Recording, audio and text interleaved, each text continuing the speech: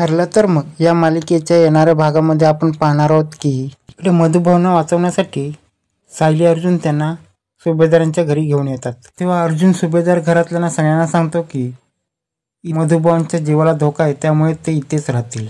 तेव्हा प्रताप आणि पूर्णाई बोलते, या माणसाला इथे थारा नाही आणि या माणसाला इथे उभे पण करू शकत नाही आम्ही। तेव्हा सायली सगळ्यांच्या हात जोडून पाया पडते आणि बोलते, प्लीज इथे मधुभाऊंना राहू द्या, कारण की त्यांच्या जीवाला धोका आहे। तेव्हा मधुभाऊ बोलतात, मला इथे ठेवत नसतील तर नको ठेवू दे, पण माझ्यामुळे तुला या लोकांच्या पाया पडायला लागतं, हे मला बरं वाटत नाही, त्यामुळे मी इकडून निघून जातो आणि दुसरीकडे कुठेतरी राहतो। तेव्हा सायली सगळ्यांच्या हात जोडून पाया पडते आणि बोलते, मधुभाऊंवर तुम्ही राग धरू नका, प्लीज त्यांना इथे राहू द्या।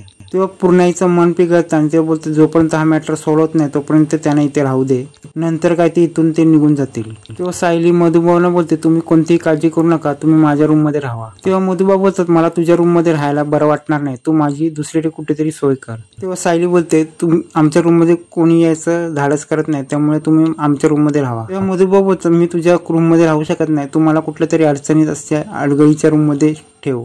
तेव्हा सायली बोलते, अडगळीच्या रूम मध्ये तुम्ही कसे राहणार, तिथे धूळ बीळ असणार, हे ते सगळं असणार, अडचण असणार, तुम्हाला तिथे राहायला नाही जमणार। तेव्हा मधुभाऊ सायलीला बोलतात, तू जर तिथे मला ठेवलं तर कोणाला कळणार नाही मी तिकडे आहे। तेव्हा सायली सांगते, ती खोली जरा मी उरकून घेते, नंतर तोपर्यंत तुम्ही माझ्या रूम मध्ये झोपा। तेव्हा मधुभाऊ बोलतात, ठीक आहे, मी एक रात्र तुमच्या इथे राहीन, नंतर त्या रूम मध्ये मी जाईन आणि फार जास्त दिवस मी इकडे राहणार नाही। तेव्हा सायली बोलते, कोर्टात जर हेअरिंग झाली ना, साक्षीला जर जेल झाली ना, तर मग काय करायचं ते आपण बघू आणि कोर्टामध्ये तुमच्या सुरक्षेबाबत सांगू।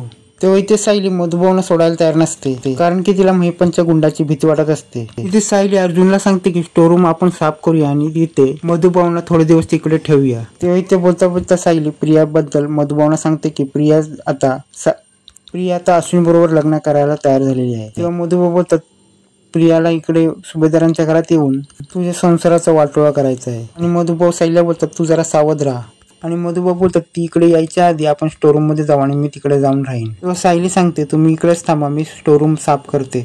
तेव्हा मधुभाऊ बोलतात, मी पण तिकडे येईन, मी तिकडेच राहीन आणि त्या रूम मध्ये येऊन मी पण साफसफाई करणार आणि दोघं पण साफसफाई केल्यानंतर पण रूम साफसफाई करताना तिथे पूर्णाईचा, अर्जुनचा आणि छोट्या तन्वीचाही फोटो असतात आणि तो फोटो मधुभाऊ पाहतात आणि तो फोटो पाहिल्यानंतर मधुभाऊ बोलतात, सायली तुझा फोटो इथे कसा? तेव्हा सायली मधुभाऊंना बोलते, तुमचा काहीतरी गैरसमज होतो, कारण की हा फोटो माझा नाही। मधुभाऊ बोलतात, हा फोटो तुझा आहे, हा फोटो तुझ्या लहानपणीचा आहे। तेव्हा सायली बोलते, तुमचं काहीतरी चूक होते। तेव्हा मधुभाऊ बोलतात, माझी काय चूक होत नाही, तुझा फोटो तुझा लहानपणीचाच आहे आणि तुझा फोटो मी विसरू शकत नाही, तुझा फोटो माझ्या पाकिटमध्ये आहे। आणि तो फोटो पाहून सायलीला काहीच कळत नाही की काय करावं आणि सायली बोलते, हा फोटो तर माझा आहे। तेव्हा मधुभाऊ बोलतात, हा फोटो तुझा आहे, म्हणजे या फोटोमध्ये तन्वी प्रिया कशी? आणि तेव्हाच हा फोटो घेऊन मधुभाऊ बाहेर येतात आणि सायली बोलते, तो मोठा फोटो पण घ्या, काहीतरी महत्वाची गोष्ट आपल्याला कळणार आहे आणि प्रिया ही तन्वी नाही ह्याचं कारण घेऊन आपण तिचं अश्विनशी लग्न मोडू शकतो। तेव्हा मधुभाऊ बाहेर येतात आणि सगळ्यांना सांगतात की मला काहीतरी सांगायचं आहे, हा फोटो बघा, या फोटोमध्ये ती